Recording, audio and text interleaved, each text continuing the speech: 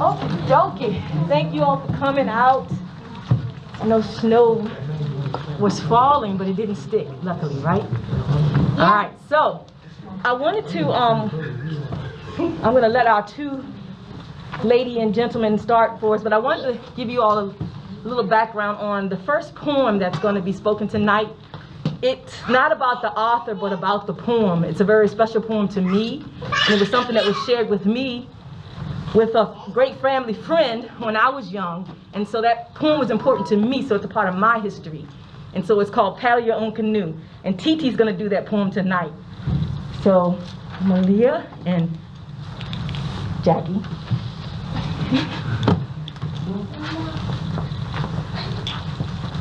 Good evening to Mayor Henderson, Vice Mayor Williams, Delegate John Avali, parents and all other distinguished guests. I am Malaya Smith. I'm in 3rd grade. The students from the RISE After School program will show you tonight what we have been learning to do through Black History lessons. U.S. Representative Yvette Clarke said we must never forget that Black history is American history. The achievements of African Americans contribute to our nation's greatnesses. I'm Jackie Robinson, and I welcome you to the RISE Black History program.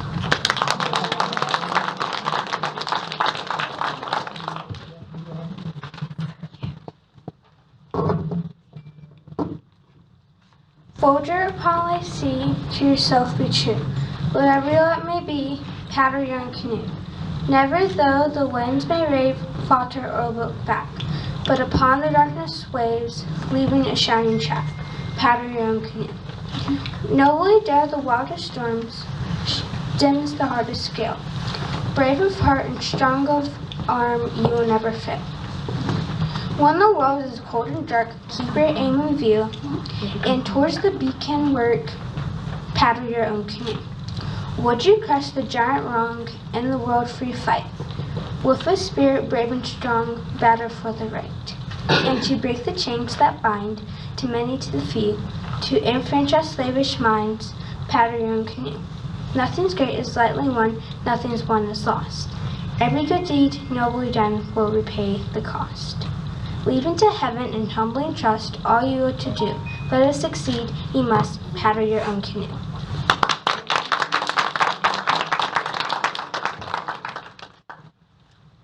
Pretty woman wonder where my secret lies. I'm not cute or built to suit a fashion model size. But when I try to tell them, they think I'm telling lies.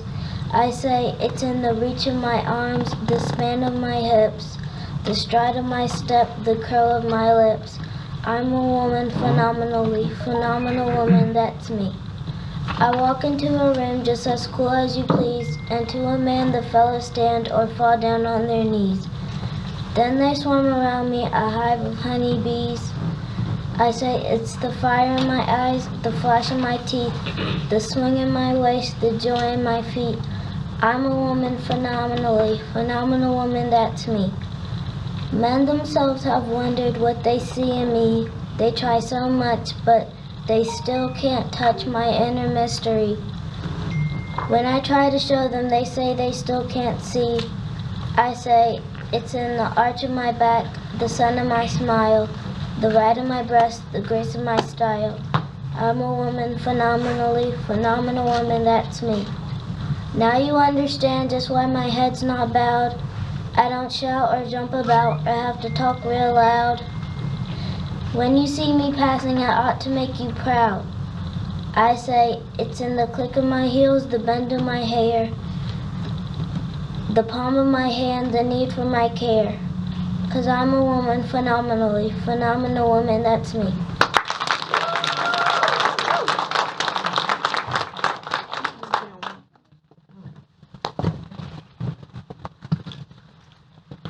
Well, children, where there is so much racket, something must be out of the kilter.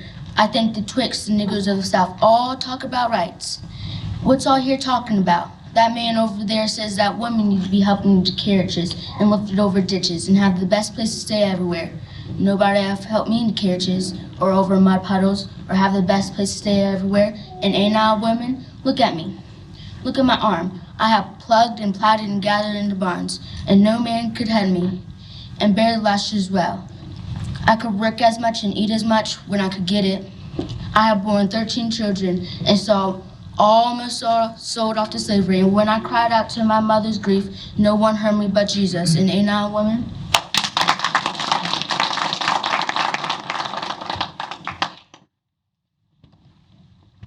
She asked me to kill the spider. Instead, I got the most peaceful weapon I could find. I take a cup and a napkin, I catch the spider, put it outside, and allow it to walk away. If I'm caught in the wrong place at the wrong time, just being alive and not bothering anyone, I hope I'm greeted with the same kind of mercy.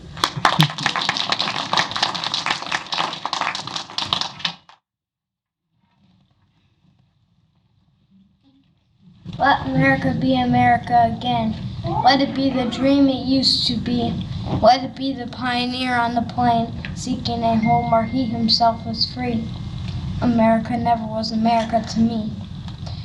Let America be the dream the dreamers dreamed. Let it be that great, strong land of love, where never kings connive nor tyrants scheme, that any man be crushed by one above. It never was America to me. Oh, let my land be a land where liberty is crowned with no false patriotic grief. Let opportunity is real and life is free. Equality is in the air we breathe. There's never been equality for me, nor freedom in this homeland of the free. Say, who are you that mumbles in the dark? And who are you that draws your veil across the stars? I am the poor white fooled and pushed apart. I am the Negro bearing slavery scars. I am the red man driven from the land. I am the immigrant clutching the hope I seek and finding only the same old stupid plan of dog eat dog, of mighty crush the weak.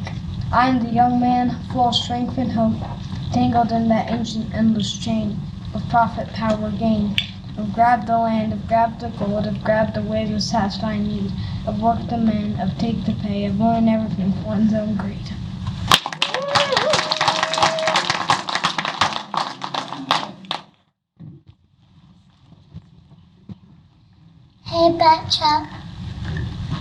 Hey bad child, do you know who you are, who you really are? Do you know you can be what you want to be if you try to be what you can be? Hey bad child, do you know where you're going, where you're really going? Do you know you can learn what you want to learn if you try to learn what you can learn? Hey bad child, do you know you're strong? I mean really strong. Do you know where do you know you can be what you want to be if you try to be what you can be? Hey little child, be what you can be. Learn what you want to learn. Do what you can do. And tomorrow your nation will be what you want it to be.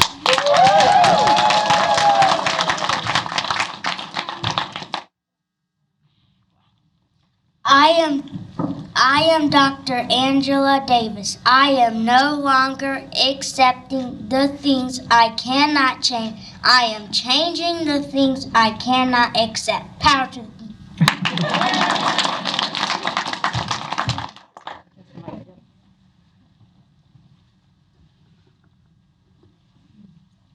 Perhaps you will remember John Brown. John Brown, who took his gun, took 21 companions, white and black, to shoot your way to freedom. Where the two rivers meet, and the hills of the north and the hills of the south look slow at one another and die for your sake. Now that you're many years free, and the echo of the Civil War has passed away, and Brown himself has long been tried at law, hanged by the neck and buried in the ground. Since Harper's Ferry is alive with the ghost today, immortal raiders come again to town. Perhaps you will recall John Brown.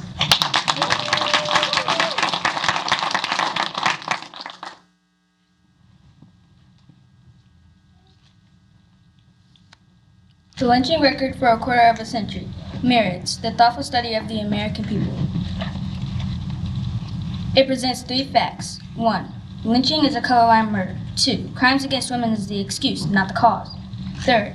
It is a national crime and requires a national remedy.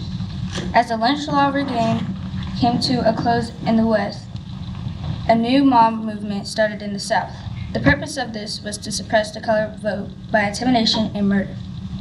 Thousands of assassins banded together under the name of Ku Klux Klans, Midnight Raiders, and etc. They spread a reign of terror by beating, shooting, and killing colored people. The purpose was accomplished and the black vote was suppressed, but mob murder continued. Why is mob murder permitted by a Christian nation? What is the cause of this awful slaughter? This question is answered almost daily, always the same shameless falsehood that Negroes are lynched to protect womanhood. This is the never-varying answer of lynchers and their apologists. All know that it is untrue. The cowardly lyncher reveals its murder, then seeks to shield himself from the public hate by claiming devotion to women. But the truth is mighty, and the lynching record discloses the hypocrisy of the lyncher as well as his crime.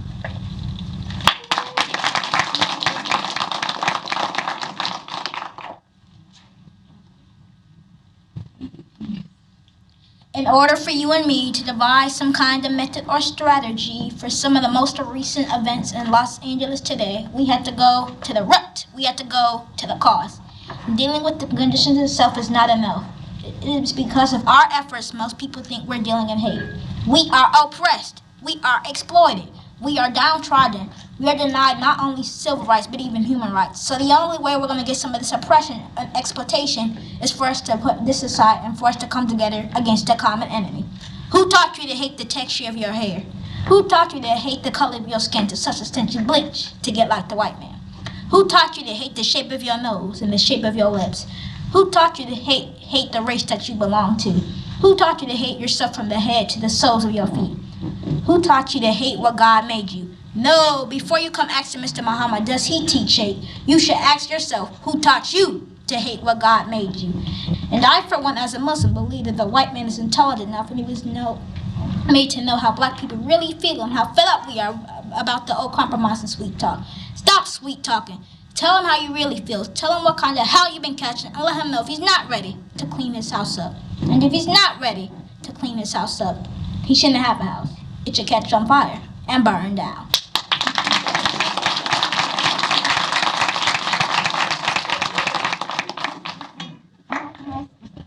What's the plan? What's the plan?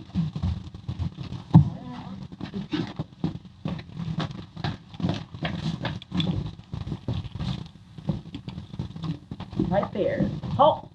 Turn around. Come on down. My name is Malaya Smith and I'm in 3rd grade. My name is Clara Davis and I'm in 1st grade. My name is Natisha Jackson and I'm in 5th grade. My name is Kamara Goffney and I'm in 3rd grade. My name is Janai Payne and I'm in 4th grade. My name is Naomi Barnes and I'm in 4th grade. My name is Jackson Muir and I'm in 2nd grade. My name is Mila Wilma and I am in kindergarten. I am Sierra Payne and I'm in 2nd grade. My name is Kavan Gaffney and I'm in 5th grade. My name is Zakaya Ockard and I am in 5th grade. My name is Wesley Moore and I'm in 7th grade.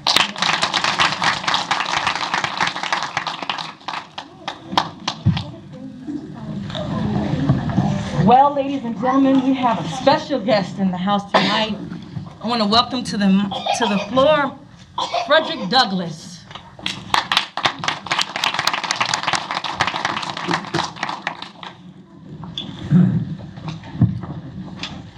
Good evening, fellow citizens and children. I was quite impressed with your oratory skills. Very, very impressed. And some of you I recognize, of course. I certainly recognize Sojourner Truth. I certainly recognize the story about my good friend Captain John Brown. Some of the other abolitionists you were speaking of, you might have to tell me a little bit more about those abolitionists. I'm not familiar.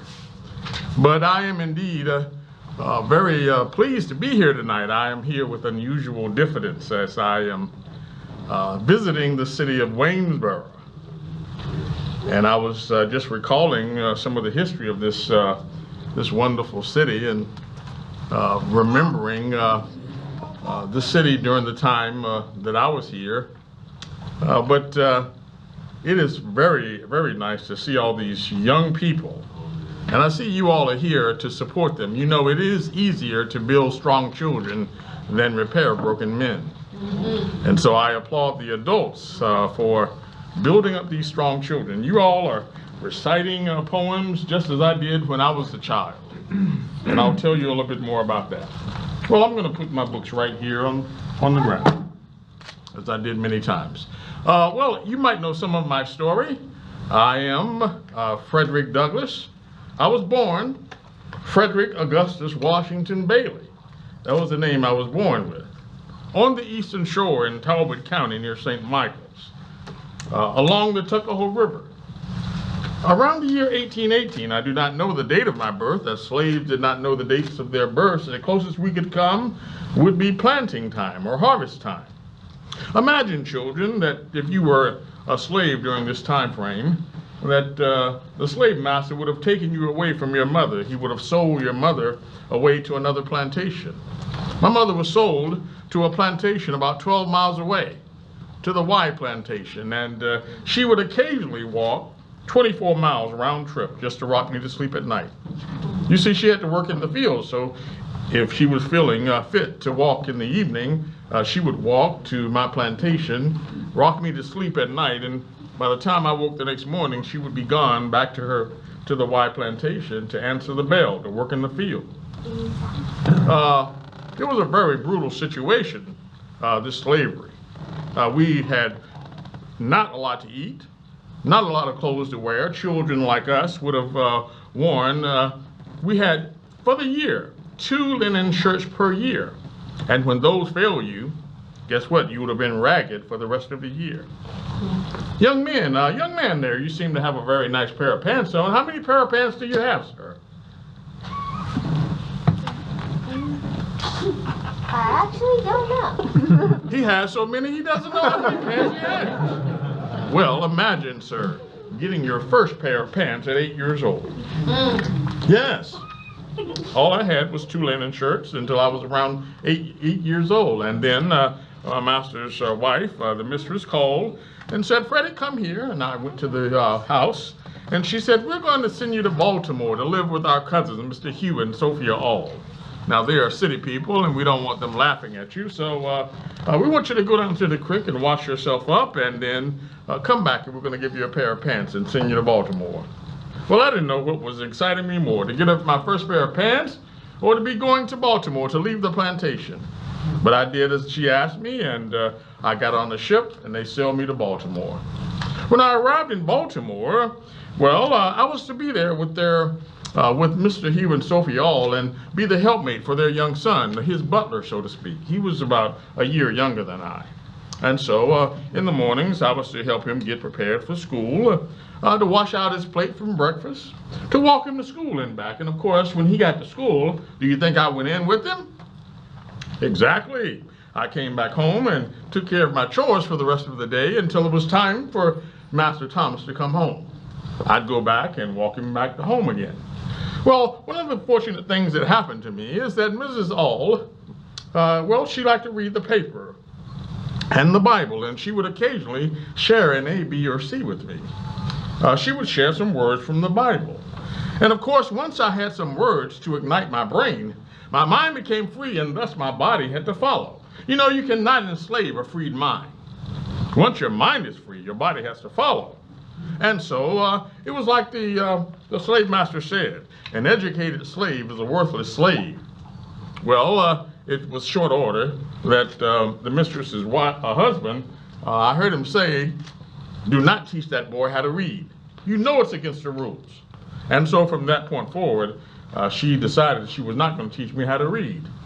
As a matter of fact, she went even further than that. Whenever I would be, say, in my room, striking a match, a candle, to read something, she would barge in and snatch the paper right out of my hand. I had to develop all kinds of ways to learn my ABCs. Surely, and even though some of you are small, I can tell you all know your ABCs. Is that right? Yes, yes. Well, young man, come here. Let me show you exactly what I had to do just to learn my ABCs. Now, you know all your ABCs, is that right? When I was 8 years old, I only knew a handful of ABCs. Maybe the W I could write on the ground. So this is what I would do. You might be Master Thomas, and we're walking along the school, and I would say to Master Thomas, well, Master Thomas, do you believe that I can make a W? And what do you think Master Thomas would say?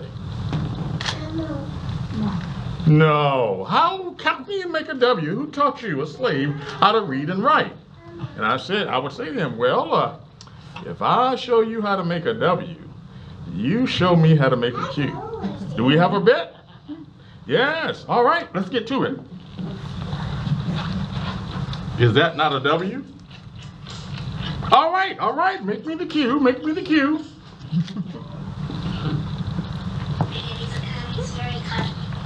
Is that correct? Well, that's how I did it.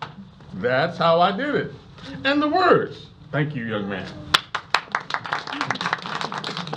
And the words, I would have to bribe the young boys for the words. I would take a biscuit from the cupboard, and as we were walking along, I would offer a young boy a biscuit for a word out of his notebook. All of these things just to teach myself how to read and write. Now, it did come true what the master said. An educated slave is a worthless slave, and I decided I wanted to run away. They sent me back to Talbot County, where they put me under the servitude of a notorious slave breaker by the name of Mr. Edward Covey. And he commenced to whip me every day for about 6 months. Well, I fought back. I decided that it was time to end this brutality that I was under. And, well, I stayed another 6 months. I never saw the lash again. They sent me back to Baltimore. And while I'm in Baltimore, I'm going on the weekends to what we call the camp meetings. These camp meetings were where we would go, the free and slaves in bondage could go on the weekends and socialize and sing songs and such. And so while we were there, I met this young lady. Her name was Anna Mary, and we liked each other very much. So we decided that we would be a couple and that we would have a plan that I would escape. I was to dress up as a sailor, meet her in New York, and then we would move on to Massachusetts. And that's what I did. Dressed up as a sailor, caught a train, landed in New York, and when I rendezvoused with Anna Murray, we went to Massachusetts. We kept there with Mr. Nathan and Polly Johnson. They were the keepers. They were part of that Underground Railroad that helped us make a new life. He introduced us to a new minister, Reverend Pennington, and we got married. I changed my name. You might remember I told you that my birth name was Frederick Augustus Washington Bailey. When I ran away, I changed my name several times. When I arrived in Massachusetts, I was actually going under the name of Frederick Johnson. Now, Mr. Johnson was reading a book called Lady on the Lake, and in that book, the main character's name was Douglas. And he said, well, does it sound like a fitting name to you? I said, well, it does sound like a fitting name. As long as I can keep my first name, Frederick, I do want to keep some semblance of who I used to be. And so now you know me as Frederick Douglass. Well, I met Mr. William Lord Garrison. He was part of the abolitionist movement. And I started studying this thing about the abolition of slavery. I started to speak. Just like you did up here. Just like you did. And like I saw some of you do, I never even looked at the audience. I was shaking like a leaf when I first started. I was afraid to look them in the eye. But they liked my story quite a bit. They said I was even better than Uncle Tom's Cabin. Can you believe that? Well, then they started to question my authenticity. They said, he's not a slave. Who taught him how to read and write? He speaks so eloquent. How can he be a Negro slave? Surely he's been to some college and you're pawning him off as a slave. Well, they recommended that I write a narrative, and so I did. I wrote this very narrative of the life of Frederick Douglass, in which I told some of the stories about my time in bondage and some of the brutality that I saw. And it became so volatile that they had to send me away. I had to leave my wife and my 3 children in Lynn, Massachusetts, and they sent me to England and Ireland. I spent 21 months over there. They helped me purchase my freedom. How much do you think, people in the audience, that they purchased my freedom for? Anyone care to guess? $1,000. $1,000, you say? I have 1,000 here. Can I get? How much? 100. I have 1,000. I have 100. You're going low. And we have ourselves an auction. Well, you laugh. We were auctioned at the block. Whole families, the hut left vacant. Well, $733.13. Purchased my freedom. Well, that was not it. They gave me a proposition. And maybe you might tell me, if you were given this proposition, don't even go back to America. That's a land that still has slavery. Slavery has been abolished in Europe, in England. Why even go back there? Take this money, we'll go and send for your family, and you stay here in England with us and live out the rest of your life as a free man. What would you do? Would you stay or would you go back? You would stay. We have one that would stay. Young man, what would you do if you were given that proposition? He would go back, and he did what I did. I decided that not only was my wife and children there, but I had left brothers and sisters and cousins and uncles and aunts on the plantation. And I had to come back and fight for the abolition of their freedom. And so that's what I did. I moved to New York, to Rochester, started my newspaper, the North Star, worked with the suffrage movement. And then, of course, after the Civil War, moved my family again from Rochester to Washington, D.C. Now, this is where my education paid off. Well, education as much as I was teaching myself how to read and write, as much as I was reading every book that I could. I never went to a school, you see. And you should follow the rule of, well, there's a famous poet, writer by the name of Mark Twain who said, don't let your schooling get in the way of your education. You know what that means? That means that you don't have to be in the class to learn. Wherever you decide to read a book, you can read a book. Even in the summertime when you're supposed to be playing, read a book and continue to learn. And so that's what I did. And while I'm in Washington, D.C., I have a good reputation with Abraham Lincoln and with Johnson that followed him and General Grant. And they gave me appointments. I was the provost, the U.S. Marshal for the District of Columbia. During Reconstruction, I was the president of the Freedmen's Bank and Trust. They gave me an appointment as the ambassador to the country of Haiti.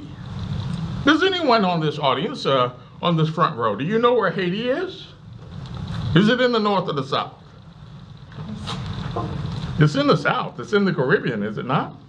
Yes, and I had to represent that country down there.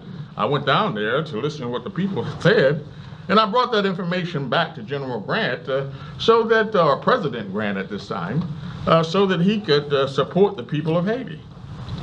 So these are some of the things that I was able to accomplish just because I taught myself how to read and write.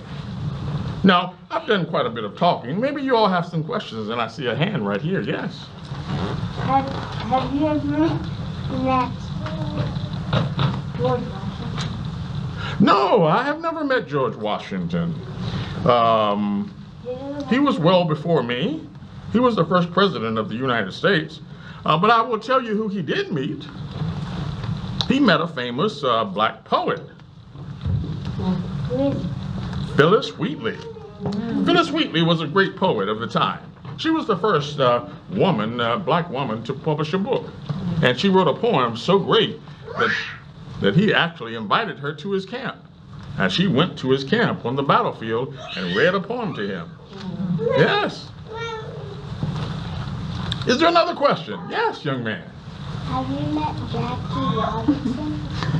Jackie Robinson? No, I haven't. Could you tell me a little bit about this gentleman, Jackie Robinson? What did he do? He was the first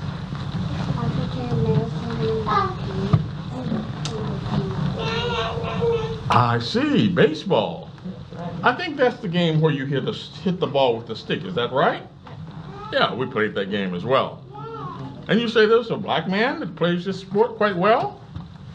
Well, quite impressive, I have no doubt. Yes, you have another question. Have you met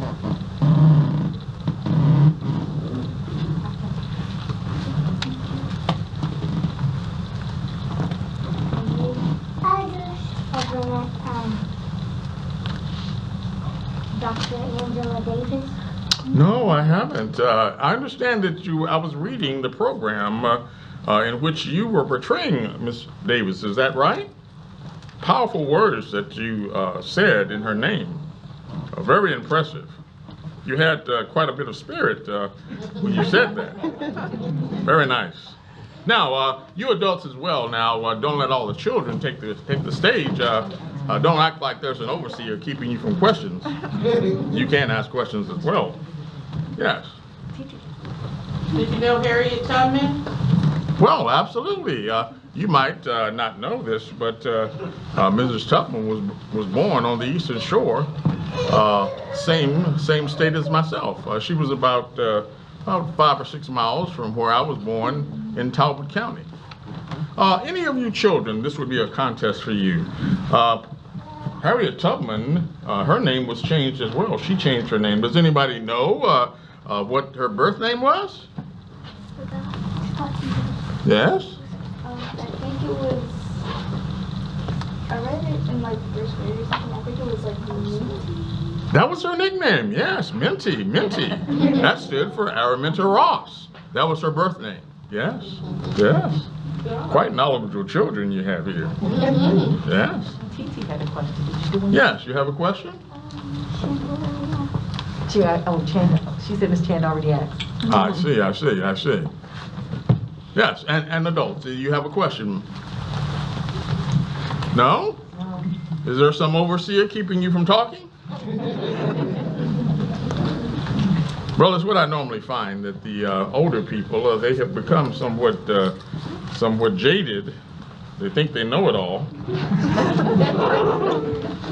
I get the best question from you all. You got one over there. There's one over here. Yes. How many children do you have? Well, I was, as I said, I married Anna Murray, and she gave me all 5 of my children. Charles, Louis, Rosetta, Frederick Jr., and Annie. Now, Annie passed away when she was 10 years old. From consumption, I would think that the word that you all would call for consumption would be the pneumonia. And at the time she passed away, I was not at home. I was actually in England at the time. Even though I was free at that time, I had to leave the country because I was under indictment. You see, this was right around the time that John Brown had, his raid on Harper's Ferry. You know about that, right? John Brown. Yes, the raid on Harper's Ferry. You spoke of that, right? Well, John Brown and I had consulted before this raid on Harper's Ferry. He asked me to go. He even asked Harriet Tubman to go. Do you know that Harriet Tubman was invited on that raid as well? Yeah. Well, she was sick, and when I looked at his plan, I said, this looks like a steel trap. And I choose to live for the abolition. Mr. John Brown was ready to die for the abolition. And so that he did. He went to Harper's Ferry with 21 men, 2 of his sons, and they were captured, and he was hung and his body buried in the Adirondacks. And so when they captured John Brown, they found some papers on him that implied that I might be an accomplice to him. And so I immediately had to leave the country.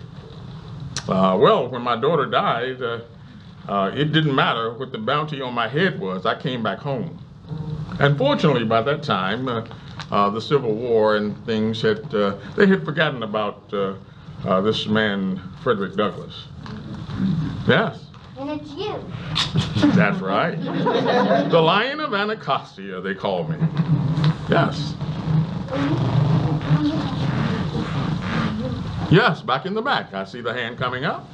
Once you reached Massachusetts and were free, why did you feel the need to change your name again? Well, I was not free. I was still a runaway. You see, I was in Massachusetts, which was pretty much free territory. New York was free territory, but the problem is when you still have bounty hunters searching the North, you have to be extremely careful. And so you had to stay. I was staying with Nathan and Polly Johnson. They were part of the Underground Railroad. We all were a community that protected each other to make sure that there were no spies in the midst that might turn one of us in. And so it wasn't until I had written my first narrative and they sent me to England and Ireland that I had any chance of getting my freedom. Julia Griffiths, a woman from London, and the Richardson family raised the money to purchase my freedom. Yes.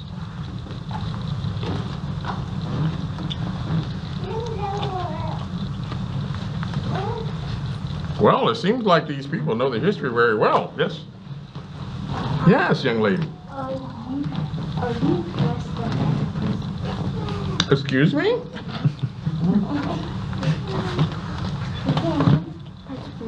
Well, if you have a question in your mind, I must be doing pretty good. Yes, young lady. Do you know Rosa Parks? Rosa Parks. I do not know Rosa Parks, and what would this sojourn woman do in your lifetime? She didn't give up her seat on the bus. Oh, is that right? Oh, well, I'm quite familiar with that. You might know, I have you know that during that time that the train cars and such were also segregated as well. When I was living in Lynn, Massachusetts, and I was not the first either. Ida B. Wells did the same thing. When Ida B. Wells would ride on a train and they asked her to move to the colored car, she would fight. As a matter of fact, she fought the conductor back. She bit him on the arm and then sued the railroad company and won. When I was living in Lynn, Massachusetts, and I would be standing on the side of the track waiting on the train, and then I would get on the train, and then the conductor would say, well, go back to the Negro car. Well, I would not give up my seat. As a matter of fact, when they tried to pull me out of the seat, I would grab hold of the seat and I would snatch the seat out. Well, it got so bad that the owner of the railroad company said, he told the train conductor, he said, if you get to Lynn, Massachusetts, and you see Frederick Douglass standing on the side, keep going, don't even stop. Yes, we were not having that. Yes, I think I had a question back here. Oh, you were just waving, sir. Oh, I salute. Thank you. Yes, in the back. Please stand and ask the question, please. How old were you when you became a slave?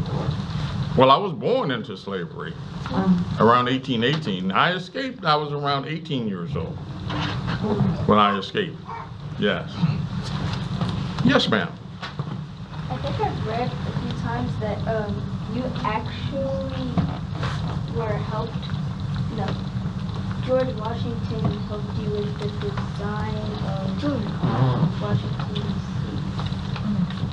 Oh, I think I understand what you're saying. That certainly wasn't me. There was a famous man, Benjamin Banneker, who was a contemporary of mine, who helped lay out the land of Washington, D.C. and the structure of the city. He was also a great scientist as well. As a matter of fact, you might want to read up on Benjamin Banneker. He wrote his own almanac. You understand, you have seen an almanac before that tells you about the weather and the farming and such. Well, there was a black man who also wrote an almanac. He sent his almanac to England, and they said, this is a very good almanac. We could read the stars by this almanac. And so, if you all like, show your hands if you like math. Oh yes, we have some math people here.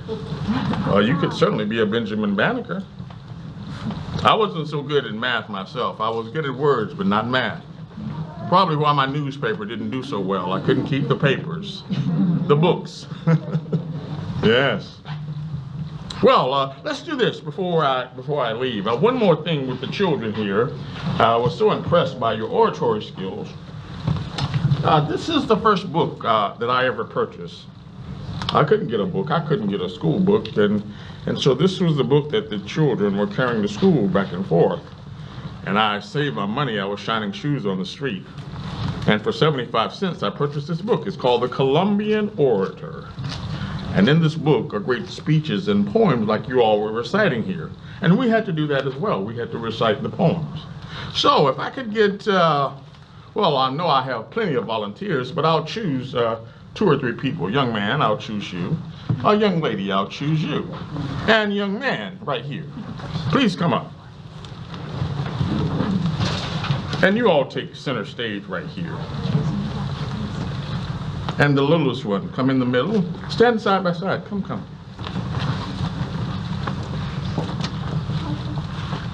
Now, this is the very first poem that I learned how to recite.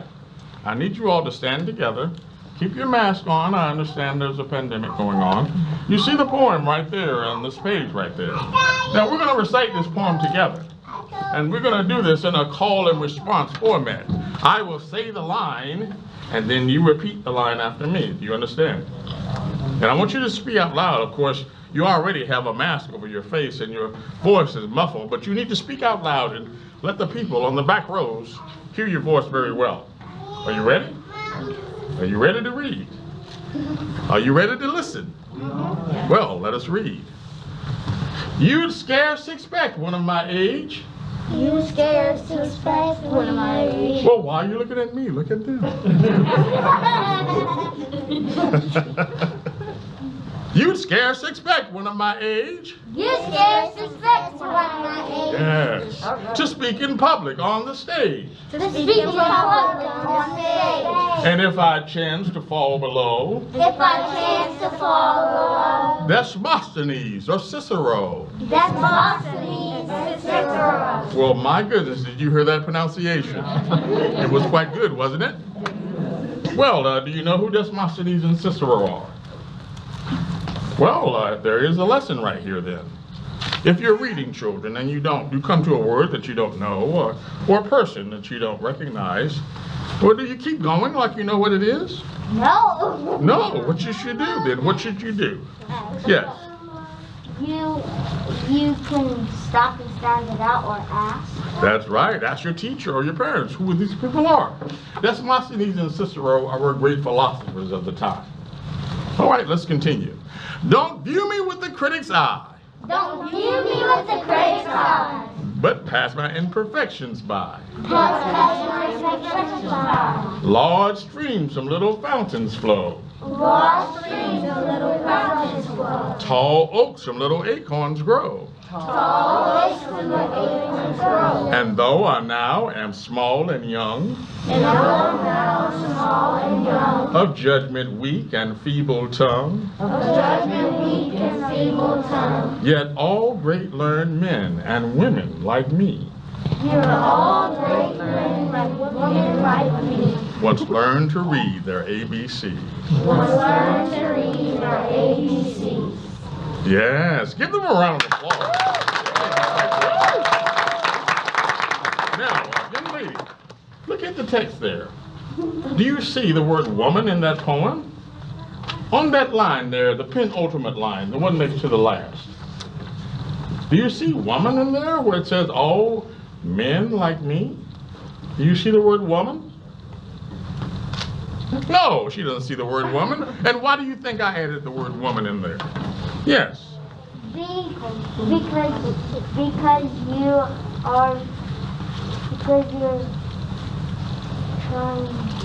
make up something. Oh, no. Yes? Because both men and women are equal. Because both men and women are equal. And I was a man of suffrage. I stood for the woman as well. And women deserve equal rights. You deserve to vote as well. And so when I'm having a conversation, I'm surely not going to leave the woman out of the conversation. That's why I added that in. Well, thank you so much. Thank you so much. And if there are no other questions, I think that would conclude my talk for today. Any other questions, last minute? Yes, you all are full of questions. Well, what I would say to you all is certainly you should find a book. And not just a book that says one side of the equation. Read both sides and make up your own intelligent minds about what is true and what is fact. You understand what I'm saying? Yes. You all have proven already that you're smart people. And so read for yourself and decide for yourself. Look at all the things that are going on and decide what you want to do. Decide your course in life and what you want to accomplish, who you want to be, and what you want to do. Start your own business if you want. Yes, sir. Have you met Martin Luther King Jr.? Well, I tell you what, I don't know who this man is, but every time I come back to the modern era, I hear Martin Luther King. Yes. And so I know a little bit about him, yes. Thank you, citizens. I am yours truly.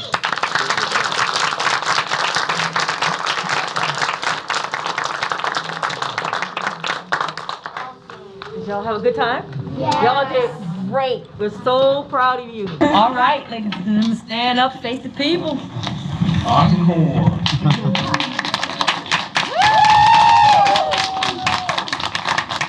Thank you all for coming.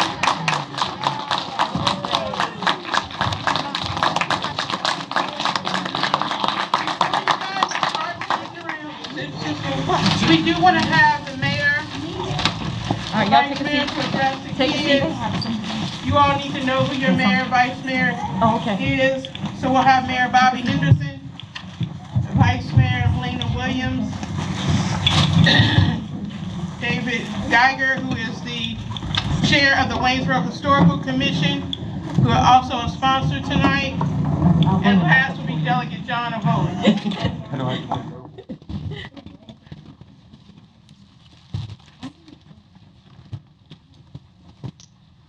How are y'all tonight? Good. Very good job tonight. Thank you all for presenting for us tonight. You did well. You did really well. And I want to thank Mr. Frederick Augusta Washington Bailey for the great presentation. Thank you, sir. He did a great job presenting history the way history should be taught. So thank you, sir. It was very informative, and we appreciate all that you presented for us tonight. One thing I got out of his little lesson tonight was you cannot enslave a free mind. Amen. That is so important, especially at your age. Now that you're in school, you're going to school to be educated, read those books. Don't listen and take advice from people and form your opinion about something until you've read about it. Read about the history, both good and bad, because in our country we've got both good and bad history, and we can't understand history and follow history through if we don't understand history. So we don't ever want to go back to the dark places we were, and the way we stay out of those dark places is to read about it and not repeat history. Okay? Thank you all very much for what you've done. You're the future leaders of Waynesboro sitting right here. Every one of you have an opportunity to be a leader. The way you become a leader is to open your mind, study, read, and learn how to understand and get along with people. Thank you very much.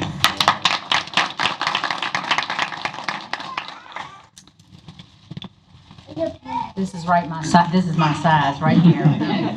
Thank you so much for having me tonight. I can't tell you how pleased I was to hear the program, how proud I am of everything that I heard, and the only thing better than hearing it one time was getting to hear it the second time. Thank you, Shannon. Sharon, I know you've worked so hard with this group of children, and it shows, and you are future leaders. You can do anything. What I heard tonight is you can be anything you want to be, and you can learn anything you want to learn, and you will grow and continue to grow as you learn, and nobody can hold you back when you have knowledge. Thank you so much for letting me be here tonight, and I appreciate each and every one of you, and I look forward to seeing you again in the future.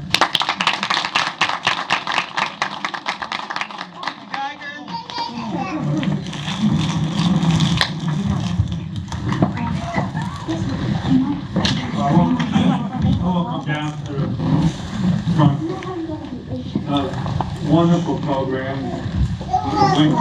The Historical Commission of sponsor this event. This is the first time we've ever cooperated with an outside group.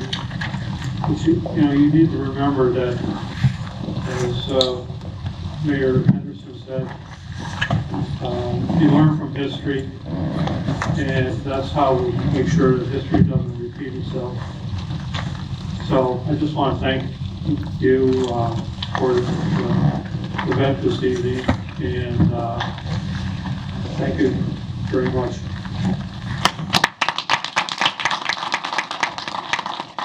Good evening, everyone. Good evening. You all were great. I'll tell you, you all were great. Come on over here.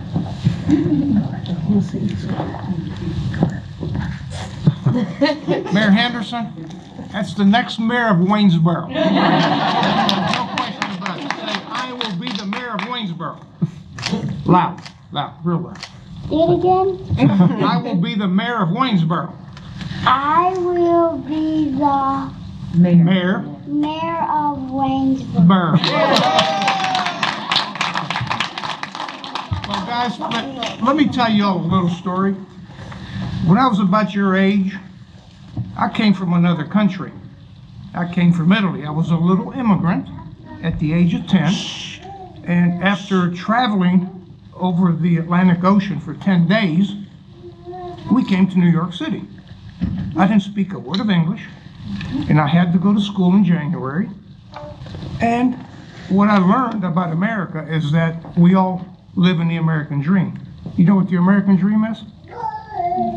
With hard work, with education, having your manners, being respectful to your parents, to everyone, you can be whatever you want to be. And that's what the American dream is. You live in a country where you have opportunities, but your opportunities, kids, are based on hard work. No one can stand in your way. Mr. Mayor, I expect you to be the mayor someday, okay?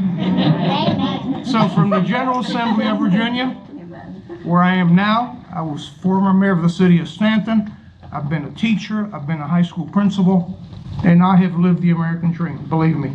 And I want that American dream for every one of you. Thank you so much for having me here. Ladies, RISE, the foundation, we're very, very proud of you, and we support you 100%. Thank you.